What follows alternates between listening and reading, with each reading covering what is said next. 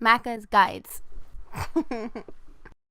Hey, what's up guys? Macca here with the first ever back-to-back completed episodes. This is completed episode number 49. If you want to see the first 48, as always, links in the description. This is Forza Horizon 2 presents Fast and Furious.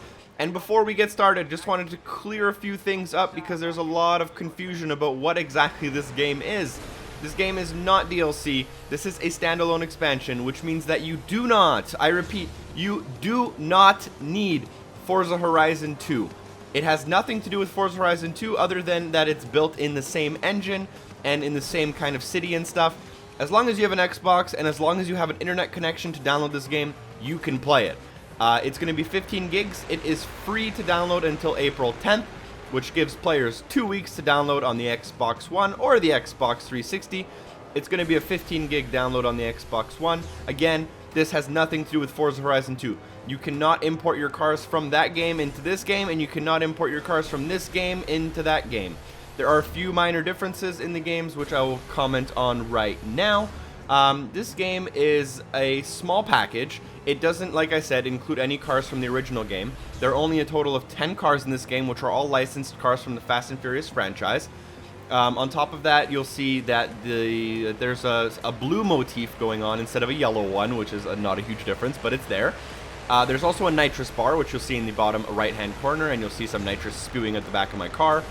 And additionally, there are about, like I said, 10 cars, 16 events. There's 2 showcase events, and it is a small package which anyone can beat in about 3 hours. Another change is that they have actually added some new music. It doesn't have all the same radio stations as Forza Horizon 2. It only has 1 radio station, and there's only like maybe 10 songs or so, but they are different, and there's pretty good songs in there. But let's just get on to the completed part of the episode. I started it March 27th, ended it March 27th. It came out on March 27th. The reason it's all that fast is because this game will take, like I mentioned, 3 hours to complete. Basically, regardless of your skill level, even if you're really bad at racing games, you're really bad at games in general, this game will take between 2.5 to 3.5 hours for everyone to complete, as it only has 25 achievements, and all of them are basically related to just completing this standalone expansion, which only lasts 3 hours. What you see me doing on screen here is an achievement called How Long Was That Runway, which is a direct reference to the last movie. There was a scene where all the cars were driving down a runway, and the scene lasted like 10 minutes, and someone on the internet calculated how long that runway would have to be. And it was like ridiculously long, and anyways, there's 2 showcase events, and this is the last one you'll do, so this is going to be the last achievement for a lot of people. There's also an achievement for getting 50,000 skill combo, which can be boosted using an airport method.